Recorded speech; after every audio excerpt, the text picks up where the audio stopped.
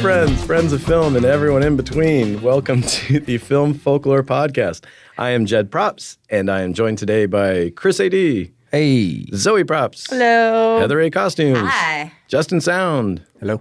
Sweet.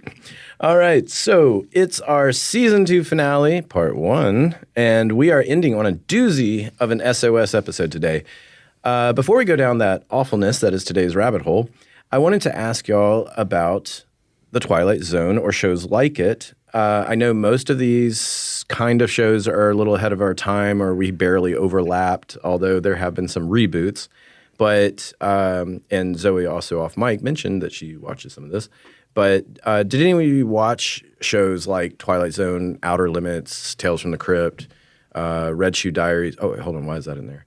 Amazing Stories, Alfred Hitchcock Presents, maybe the Creepshow movies, you know. Anyway. Zoe, Yeah, all those. Zoe, since yeah, hell you yeah. mentioned- Except for the things that I didn't recognize. Sweet. But everything else, Me yeah. too. Yeah. I knew everything except for the ones that I didn't. Creepshow, Tales from the Crypt, Twilight Zone, Yeah. the works. And do you have any like personal favorites or ones that stand out for you? Maybe, I don't know, Personal- influential, you know. Yeah, the airplane one.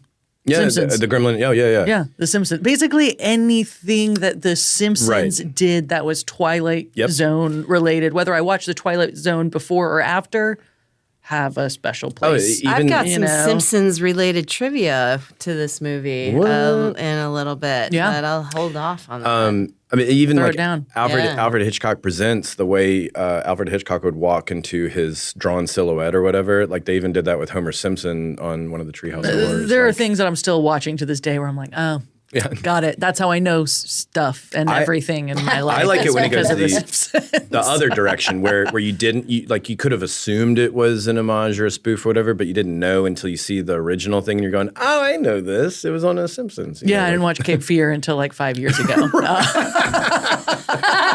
Yeah, that made a Now there's an lot more example. sense. And the Simpsons Cape Fear episode is much better than the actual movie. It fucking rules. It's incredible. pretty but I love dope. One Cape of the Fear best. too. Come on. Robert I De don't Niro's know. doing weird Well, shit. And he I is love doing- it, Although, but- let's be clear, Robert De Niro didn't step on any rakes. He did. You did. You didn't watch the behind the scenes The blooper reel to Cape Fear. on my VHS. They had safety meetings for rake stepping. We got to get that soundbite of when Sideshow Bob is getting hit in the face and he goes, yeah. Yeah. What about anyone else? it's Like iconic, or not necessarily iconic, but like any of these kind of old school episodes that are just burned in your memory? I remember the Burgess Meredith one that they talk about in the very beginning when he's the only man left on Earth, and all he wants to do is read. He's happy as he can be, and his glasses break. I definitely remember that. I watched a lot of Twilight. Like That one old freaked me school out as a Twilight. kid. Wow. And then when I watched it as an adult, I was like, good. That guy was a prick. Yeah, he kind That of guy. yeah, he was. He wasn't cool. Like, fuck. That There was a reason he was the only guy left. and that particular episode is actually spoofed on Futurama. I don't know if anyone knows that or not, but it's a great one. Basically, it's the same gag, but when his glasses break, he goes, "It's okay, I'll just get larger print books." And then his eyeballs fall out. And he goes, "It's okay, I can learn Braille." And then his hands fall off and he goes, "No!"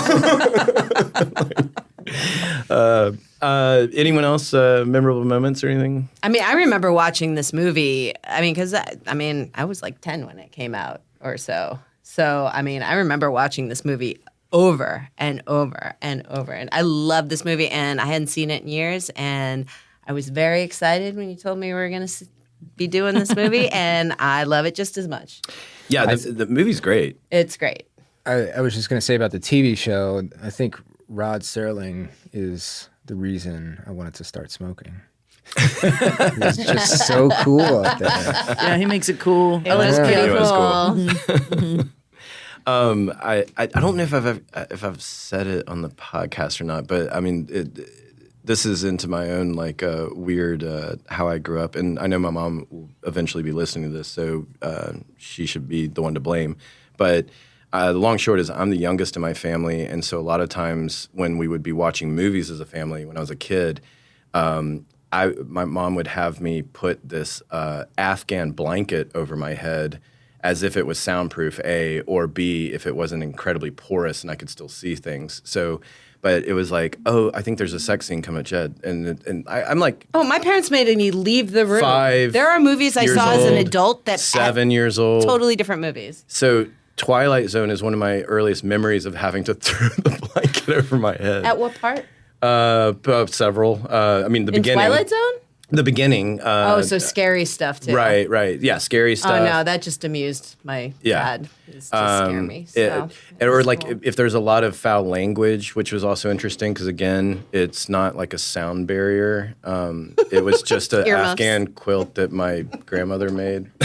So yeah, lots of holes. See and hear right through it. a lot to unpack with a therapist, but yeah, it was one of those weird things because as I'm rewatching the movie, I'm going like, wait, why is this? I don't remember this one part, you know. And then I'm going, oh, right, that's because I blocked it out because of the whole Afghan. Afghan blanket thing. Anyway, I'm transparent. So, let's see, anything else? We talked about Treehouse of Horrors a little bit. So before we get into this, I just want to say, in addition to all this, is that we don't really have these kind of things anymore. Like nowadays, maybe Black Mirror is maybe the closest that was to it, but kind of the vignette, one-act type stories. That's especially when you're talking about like the strange, the macabre. You know, the Cabinet of Curiosities, wasn't that one? Do you remember there was one? Guillermo. It was a Canadian show. Maybe I'm the only one who's seen it because I grew up on the border of Canada. But called Twilight it was Zone called A? Friday the 13th, and it took place in a curiosity shop and. Everything in the curiosity shop was cursed in one way or another. It was kind of like a vignette kind of situation. Yeah. Yeah, I just remember the woman in it had flaming red hair. That's all I remember about that movie visually. But you don't yeah. remember what it was called? It was called Friday the 13th. I'm pretty sure. Just not related to the film No, franchise. and I might be making that up To be in my clear. head. I might be remembering it wrong. Or the but I'm woman had a pretty hockey sure that mask on. Yeah. I might be conflating some things, but in my brain, that's what it says. Wait, was it Jason Voorhees' mom? Yes. Okay. Jamie Lee Curtis. All right. Yeah, spoiler. All right. So we're going to get into it as the title in our discussion alludes. Today we're going to be talking about the 1983 film Twilight Zone, the movie, and the horrific real-life tragedy that occurred during filming. And as we do on these episodes, I should say, research for today's episode comes from Wikipedia, Collider, Looper, IMDb, and CBR.com.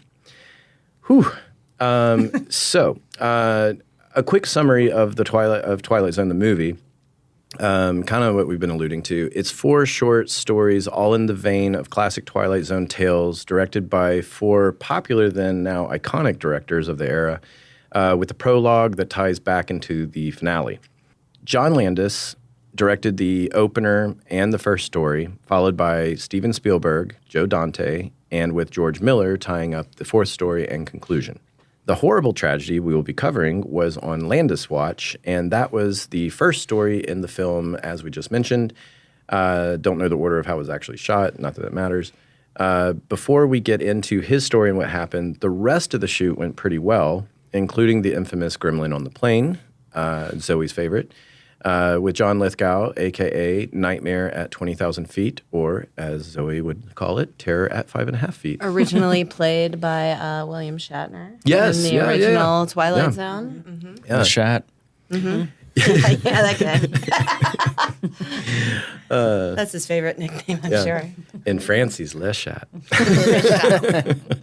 But yeah, all of that said, the majority of, say, like Miller's and Dante's shorts were on sound stages. Spielberg's Kick the Can and Dante's It's a Good Life were relatively tame as far as production logistics, as they were.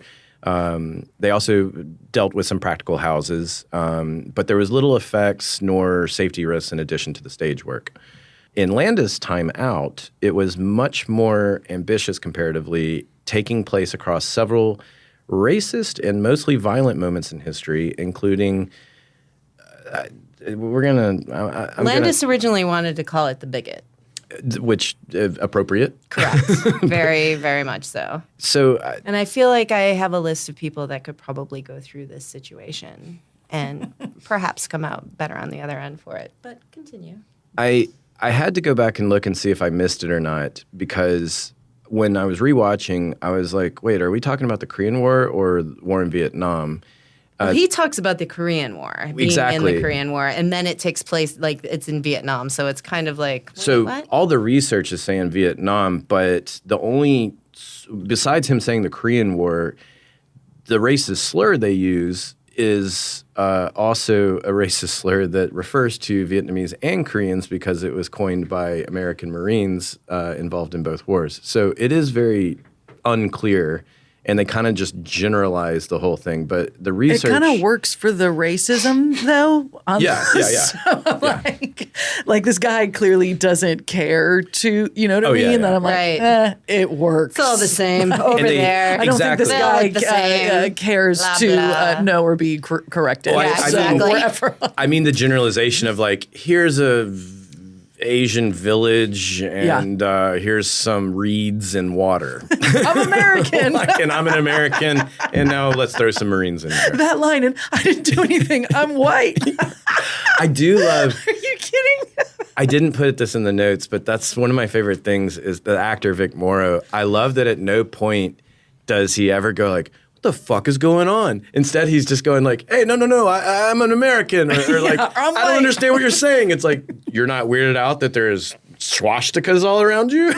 And these two SS Nobody's officers. speaking English. Everybody's speaking German It is or kind of a Vietnamese/Korean. Right. It is a very, very just kind of funny aside. But yeah, so it should be noted that Time Out was the only original segment of the 4 stories, which Landis also wrote, and the other 3 were rehashes of old Twilight Zone Well, stories. his was also based on a former Twilight Zone. Oh, was it? It was. I mean, he wrote it for sure, but it was based on another one that I can't or was it recall the like, name of. or he bare bones it and kind of revamped it? Or? I mean, it was basically a World War II based. Okay. That the original, and he, it was loosely based. Which you kind of bring up a good point. I say this later, but of everything I've done research on, this one had the most conflicting research as opposed to previous things. A lot of the conflicting stuff gets into the later. We'll get into it. The finger pointing and the everyone's memory being very conveniently different in hindsight and stuff. But then the way the research is also presenting it is conflicting because maybe this site is mentioning this but omitting this piece, and then this other site saying that, blah, blah, blah.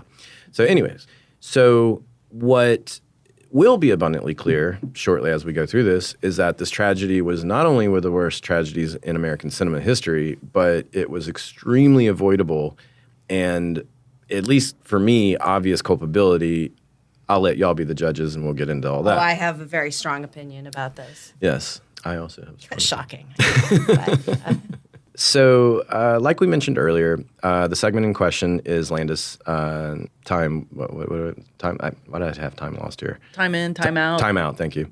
And so I want to set the scene first. So in Time Out, actor Vic Morrow plays a working stiff named Bill Connor who has gone to a local bar to meet up with a couple of coworker friends, where it is revealed he's a bitter racist bigot as he rants about how he is an American and whites are losing their place in this country. And let's all be grateful we've moved on from that mentality. Oh, my God. This didn't connect at all. And as he leaves the bar, Bill suddenly finds himself in Nazi Germany, confused and being harassed by 2 officers. He flees, gets shot in the arm, and then he finds himself being randomly transported into a Klan lynching somewhere, presumably in the Deep South and in Alabama. It's got to be right. No, it's on the. Did it say Alabama? Yeah, it's well, it didn't say it, but there are license plates that say Alabama. Ooh, good catch. Wow. All right. He after that he also gets thrown into Southeast Asia, presumably, pursued by American soldiers who were shooting at him. The short ends with Connor being loaded onto a train back in Nazi-occupied Europe, where looking out from the train, he sees his friends leaving the bar, confused why his car is still there, as Bill is hauled away to what we can assume is a death camp. This was also not the original intended ending for this piece, but we'll get to that in a sec.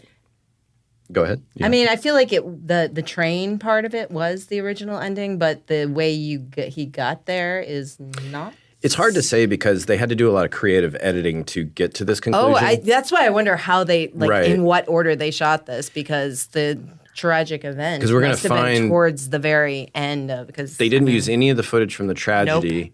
And what we don't know is, was there still stuff on to be shot that just never Right, got right. shot? So we don't know those parts. So what we do know is that the final product is creatively edited. There's an unsung hero editor somewhere that did For real. put that together. But yeah, we wouldn't know unless we interviewed somebody close to the project that's still alive. This is just because I didn't know where else to put this. Fun trivia. I didn't know this, but Vic Morrow is the father of Jennifer Jason Leigh. Jason Leigh. I know. I found that out too. I was like, oh damn, look at that. And if you go look at Vic Morrow, yeah, they do look alike. Like, I mean, she's prettier, obviously, at being. And also, I think so I can't remember the guy's first name, but his last name Chris is and Seagal. Zoe are grabbing their phones right now. Last name is Seagal, and he was in one of the original. He was in one of the original Twilight Zones, and he was. It's not Steven. Bugsy? It's not George. It's not George. Anyway, he also died in we haven't quite gotten to what the incident is, but it involves a helicopter. And so this guy also died by a helicopter, and he was the father of Katie Seagal. What? Yes. The only Seagal we didn't mention. Because you said dude. Well, it was her father. All right. Who, What now? just a weird never mind. Twilight Zone, I was about to go. like That's going to derail it famous too much. daughter's weirdness. I don't know. No. Maybe You I'm know what it is? stretching. Maybe I'm stretching. I don't know. You remember I was talking about how I don't like helicopters. They're not meant to fucking fly. They're not. They're not. Yeah. Well, Vic Morrow also had a premonition that he was going to die in a helicopter accident. Oh, there's a lot of ominous commentary that happens. like right before he shot this thing. And why don't we talk about what it was before we? I mean, we're going to get there in a second. Yeah. I'm trying to give a little backstory to build up to it. But I'm sorry, I'm jumping. no. right in. It's hard. It's hard not to because it's the meat and potatoes of it. So anyway, the events that we're going to be discussing never got into the final cut, and I want to kind of give a little background on some pieces. So for starters, I want to give some background on director John Landis. If you're unfamiliar with his work, he is, well, I should say was now. He was one of my favorite comedy directors of all time. So this whole thing was very disheartening to learn the he details did Trading about. Places. Oh, I'm about to give it to you. Yeah. Here's a sample size of his movies before Twilight Zone: Kentucky Fried Movie, Animal House, Blues Brothers, An American Werewolf in London, Trading Places. That's just before he did this segment. And then even after this tragedy, and he was still able to have a career, he is the man behind the Michael Jackson Thriller video, Spies Like Us, Three Amigos, Coming to America. I mean, the man is a living legend, but in 1982, he also was very much a man of his time in that era that we've discussed called New Hollywood, which Zoe and Chris are familiar with because they were here. So, a quick little brief on it. We didn't know this either. So, in the period of like the 70s and the early 80s, of all this avant-garde cinema and all these directors being given carte blanche, that era was apparently called New Hollywood. And what ended New Hollywood was things such as this or Heaven's Gate that we covered due to animal cruelties and things, and directors basically... People dying. Yeah, people dying, animals dying, directors going insane with egos and sociopathic behavior. Luckily, Never that seen never that. happens anymore. Unfamiliar with that. I know, it all died with New Hollywood.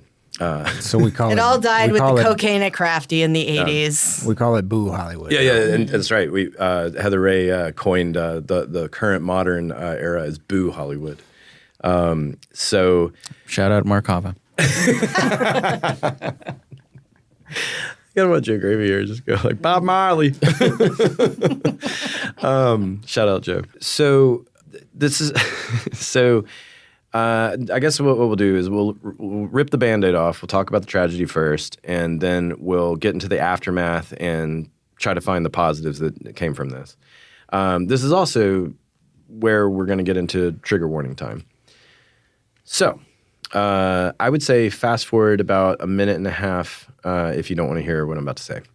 So I want to preface this next piece by stating that there are a lot of conflicting details in this, and I took what seemed to be the general consensus. So feel free to write in, correct me, nerds, but I recommend reading the source materials first. Anywho, we'll settle on this being Vietnam moving forward, and the scene in question specifically has the actor, Vic Morrow, in a makeshift Vietnamese village in the process of being bombed. He is running to escape the raid, and he picks up 2 children as he enters a shallow river while being chased by a helicopter.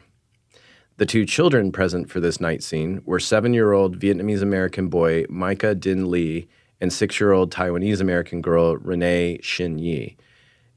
At 2:30 in the morning, the helicopter giving pursuit was being told to fly lower by Landis, and approximately 25 feet off the ground, a pyrotechnic debris mortar shot goes off with the lid debris of the mortar launching up as well and hitting the rear rotor of the helicopter, forcing the chopper to begin an uncontrollable spinning descent and crash. The blades of the crashing helicopter decapitated Morrow and Shin Yi, while Lee was crushed under the body of the helicopter, killing all 3 instantly.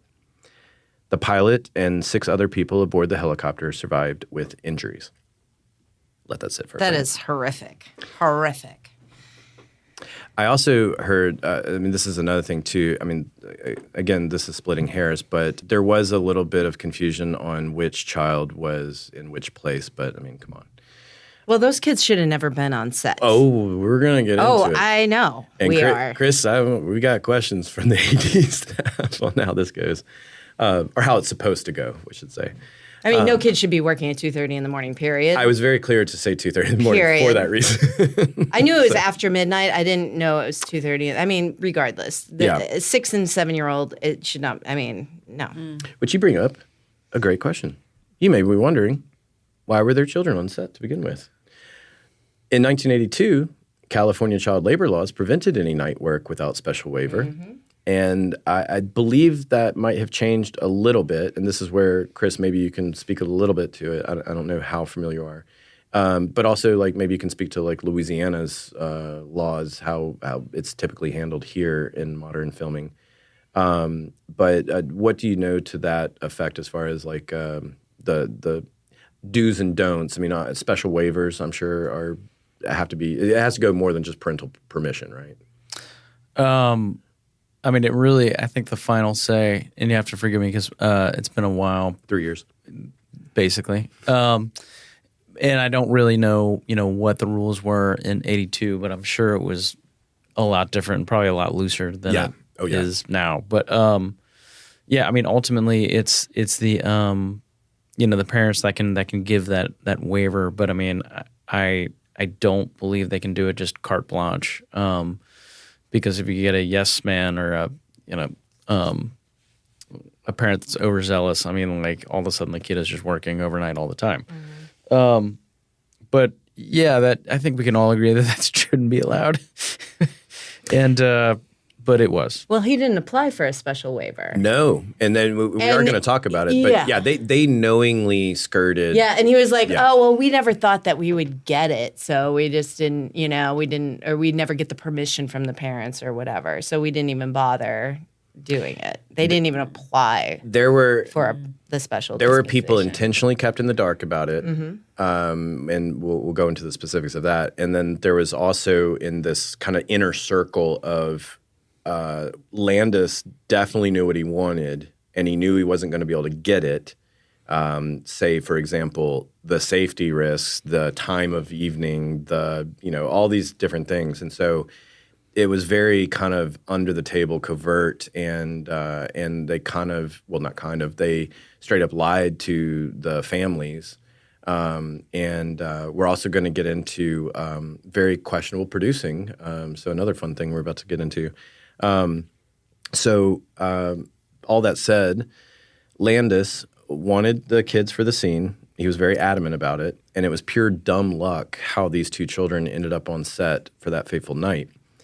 And this is, even today, this sounds like such a film type story. But the children were hired after Peter Wei Te Chen, and forgive me if I'm not pronouncing correctly, who is Renee's uncle, was approached by a colleague whose wife was the production secretary for the film. Chen thought of his brother's Taiwanese-born daughter Renee, whose parents agreed to let her participate. He then called a Vietnamese colleague, Daniel Lee, who had a son named Micah. Micah was an outgoing boy who enjoyed posing for pictures, so his parents thought he would be interested. Chen would later testify that he was never told the children would be working near explosives nor a real helicopter. The families had been told that it was a simple and safe scene and they would be paid cash under the table to circumvent the child labor laws. Cash under the table. Yeah. You got to wonder what likely shitty cash deal it probably was too. Mm-hmm. $20. It's all you. Who knows? But Well, the families ended up settling for like millions of dollars. Yeah. There's some silver lining. That's not. Yeah. But Landis opted to not seek a special waiver, either because he did not think that he would get permission for such a late hour, or because he knew that he would not get approval to have young children in a scene with a large number of explosives. Of course, he wasn't going to get approval for that. Casting agents were unaware that the children would be involved in the scene. And this is where we get into the fun. Associate producer George Folsey Jr. told the children's parents not to tell any firefighters on the set that the children were part of the scene and hid them from a fire safety officer who also worked as a welfare worker. A fire safety officer reportedly was concerned that the blast would cause a crash, but he did not tell Landis about his concerns. That's the kind of, I try to... Well, that's not the chain of command. He told his superior, and then, it got lost. I included that one or not. because we're already talking about the guy, but there was a lot of this kind of stuff where it's a lot of like this hindsight 2020, but it's just one person's word versus another. It's like, Yeah, there was a lot of that. I knew it was going to be a safety concern, but I decided not to say anything. It's like, well, but there were a lot. Then there's nothing on record that you didn't say anything. Great. I tried to dodge most of that stuff. Yeah. So while capturing a shot that took place just before the fateful scene, a rigged explosion in the water went off too close to Chen for comfort, getting dust in her eyes and causing her to tear up.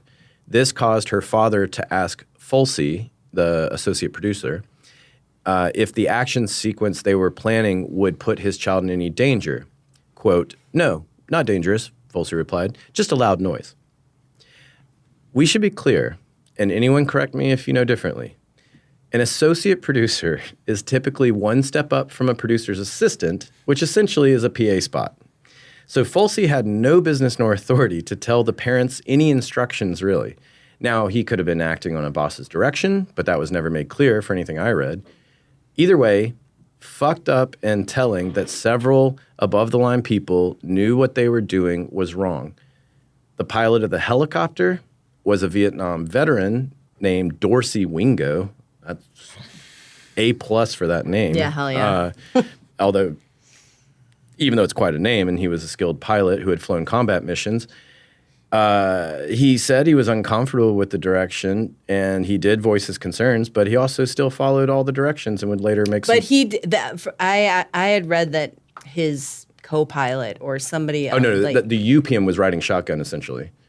Right, but there was somebody else that was there that said... that heard the pilot say, "We got to get out of here," and then that's when the explode. He's like, "We're too low. This is dangerous," and they were about to, again. No, we can talk a little bit about that because hearsay, but I didn't put it. No, but you bring up a good point.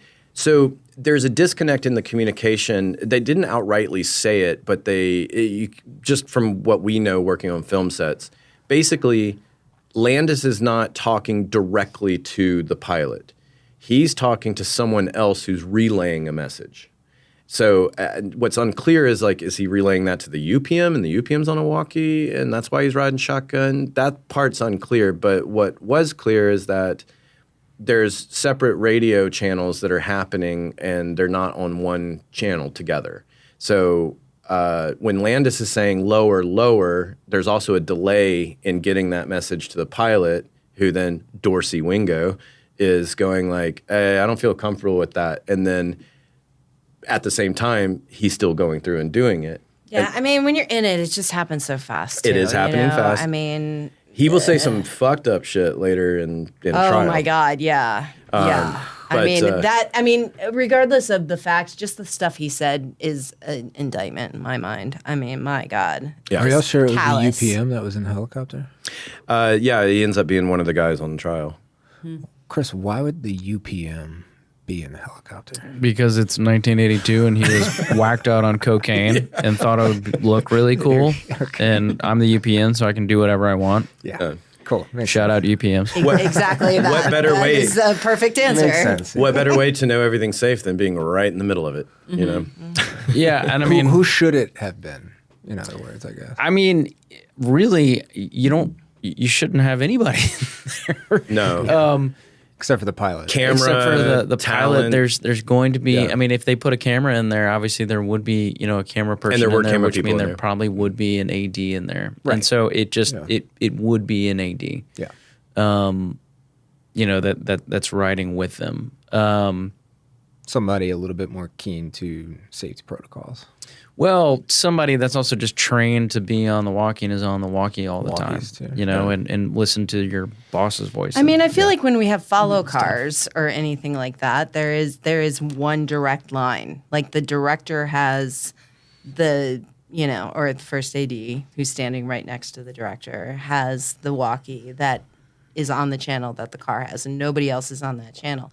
Now, maybe that wasn't the case there, but now that, right? Am I wrong about that? Yeah, I mean, that's probably how it should have gone. It probably should have been the first AD talking directly to the pilot, but I don't know. That actually is some of what we're going to get into in part two when we start getting into what came out from this tragedy, because what we'll see is that this movie is responsible for what became a standard for a long time for a lot of stuff, and it was because of this unfortunate tragedy. And for kind of going back to, because I didn't put it in the notes, but you reminded me, the second AD specifically was so disgusted with the way everything had played out and happened that he he changed had his it. name he, in the credits. he demanded his name be changed in the credits. So I think his name in the credits is Yeah, Alan- because so many of Alan those people Smithy. were just blackballed afterward. Anybody that was involved with that were just there's- blackballed for a good reason, obviously. But yeah. So even though there were feelings of uneasiness on the set that night, no one spoke up with confidence, only making those types of nervous, I don't want to get into trouble type of comments, are you sure this is okay? That kind of talk. There was a lot of that going on. Well, even Vic Morrow, before this scene happened, he turned to somebody and he was like, "I got to be crazy for doing this. I should have gotten a stunt double. This is crazy." Yes. And Yeah, where was stunts in this? I mean, not to say they're expendable. I don't mean in that sense, but it is a very odd thing that the lead actor, your number one, is in a stunt carrying two small children through a very dangerous stunt. Yeah.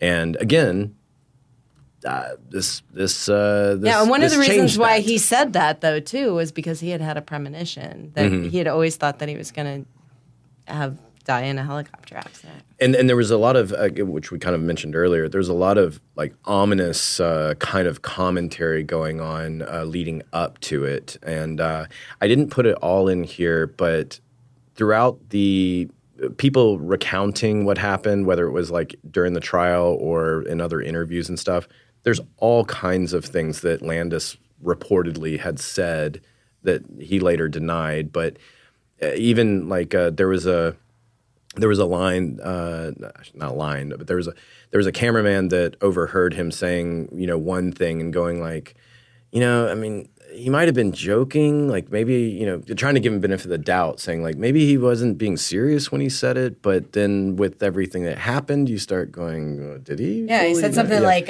"Oh, we might lose the helicopter." Yes, yeah, exactly. And like the one I put in here, for example, I said, certainly inappropriate in hindsight, given the awfulness of the events. But like he also had made comments like when someone's like, "Is this all right?" and he goes, "You haven't seen nothing yet." Like he has all this grandiose, and again, it's going back to that new Hollywood carte blanche kind of Auteur thing. kind Yeah, of. yeah. And y'all weren't here for the Heaven's Gate episode, but Lucky. Cimino? I've already forgotten his name. That's horrible. Cimino. Yeah. The director was like this shooting star that fell so abruptly with the failure of Heaven's Gate. Like he wrote and directed Deer Hunter, had just won Academy Awards, and then his next big like opus of a project that he's had on his brain for all these years is Heaven's Gate. And what you saw behind the scenes is that this guy was just so self-destructive, unwittingly, making all these insane demands and stuff. I mean, it was almost like kingly absurd demands. What was one of the ones we talked? Oh, what was the final scene of the movie? He demanded that there was actually like a greens department making sure that grass was growing out there and the grass was very green because he wanted it to be green. And if you watch the movie, all you see is Everything's brown. Everything's brown. It's horses and gunfire and everything. It's kicking up dust. There's no green grass and You can everything. barely see the actors. And There's I mean, so you're much- talking like, almost in 1980 or 1979. But 80, I think. you're talking about like, $250,000 even back then just to make some grass green that will never be seen on camera. So he was doing that kind of insanity. And that's just what was going on at this time. And so Cockfights. Wait, yeah, real cockfights. We don't have to rehash the Sorry. whole thing. Anyway. But Okay. part of this era, what makes it kind of crazy is that you also have some of the most amazing films at the same time. It's just kind of a rolling of the dice what you're going to get, and so studios back then were just going like, I mean, look at Jaws, yeah, like sounds like it sucked to be on set, but look at how it profited, So they were just given those blank checks, and that's just how it was at the time. And so Landis was very much a product of what was going on. And I'm not saying that to excuse the behavior. I'm saying this is how it was fucked up. And so I guess with that said, we can get into some finger pointing because there was a lot of finger pointing. So there was a trial that came afterwards. And in 1984, director John Landis, our lovely associate producer, George Folsey Jr., the UPM, Dan Allingham, pilot Dorsey Wingo, let's not forget him, and the special effects supervisor, Paul Stewart, were all hauled in front of a grand jury and indicted for involuntary manslaughter, which already seems kind of light at the start. I mean, even Russ, they were trying to add negligence charges on that. And not to say one thing's lesser than the other, but it's, involuntary manslaughter for this thing seems kind of weird. And so in 1986, the trial began. It would last 10 months, and it would make national headlines throughout 86 and 87 as the implications were unprecedented. And this may come to a shock for some, but it was the first time in American cinema history that a director was on trial for criminal charges for actions on a film set. It's kind of hard to believe given even just what we've covered. Right. But the outcome of the trial could have huge negative impacts on the industry. So there was a lot of, nervousness going on at the time from studios and everyone else because, He was the first one to get caught. yeah, well, and also, one thing that we know about the history of studios, and now I guess streaming services you can include, but they don't like being under the microscope. That's just, they like being out of the public eye and kind of off to the side doing all their shady stuff, and we're always the ones below the line having to facilitate or refuse.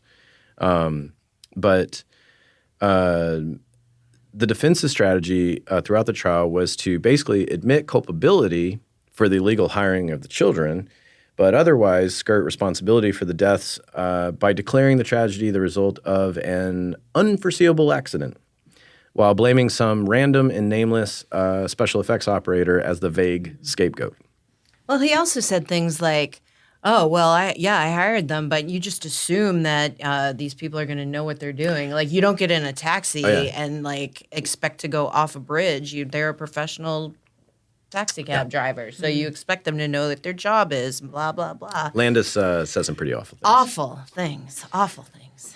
And there's plenty of horrible finger pointing going around. And for the prosecution, their biggest mistake was the decision to not charge anyone for the illegal hiring of children, despite the egregious and obvious guilt, and they choosing instead to focus their entire case on the deaths and find culpability there. And in doing so, it allowed the defense to basically say, yeah.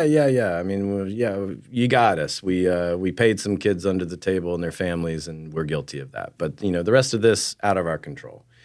And so where I'm going to kind of wind us down and end us today is all 5 defendants had their own attorneys.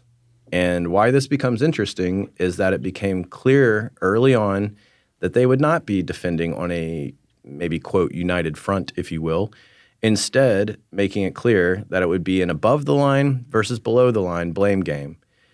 And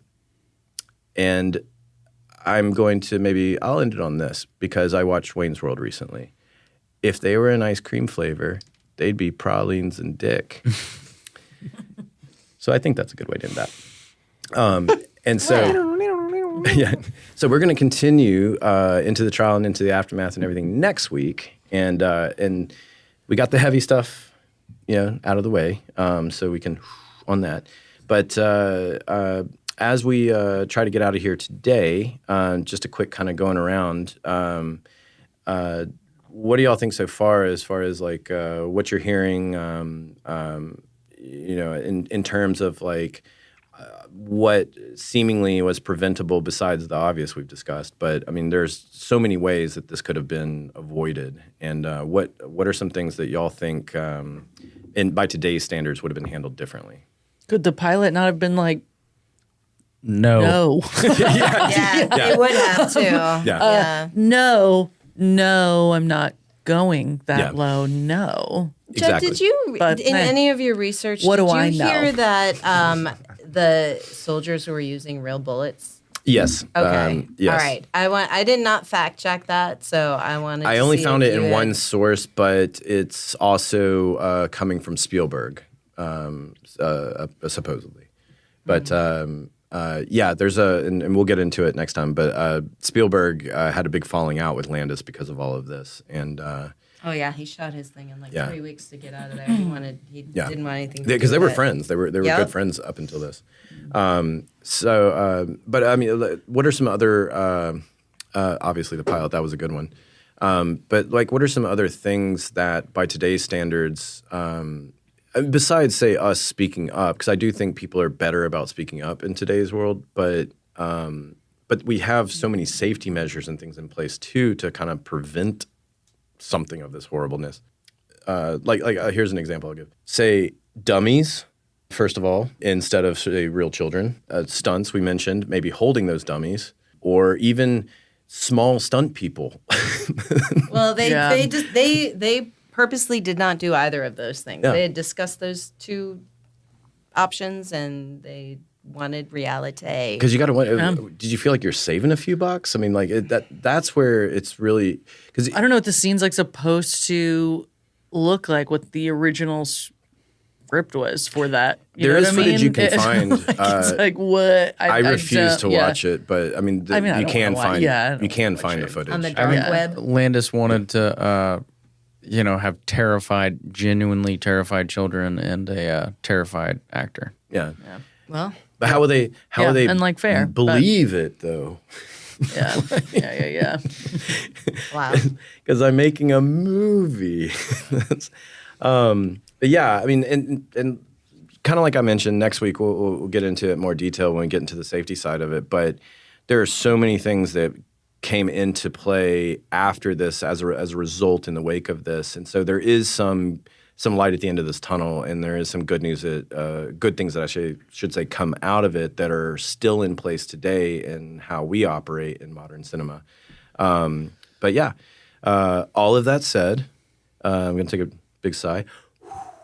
Okay, because that was one of the worst things I've ever had to look up and study about. Yeah, we'll get out of here. Zoe, I think this is where you say like a thing or something like Yeah, shut up. I got something to say. Oh, good. Okay. Do you like what we're doing here? Do you have thoughts, comments, questions? Maybe you have an idea or suggestion for topics you want to hear about? Well, you can find us on the interwebs. You can email us at filmfolklorepodcast@gmail.com. You can find us on the social medias, Instagram being Film Folklore Podcast. We have a Facebook group called Film Folklore, Twitter, X, whatever you want to call it, at The Film Folk. And yeah, thanks for joining us today. All right. And on that note, see y'all next week.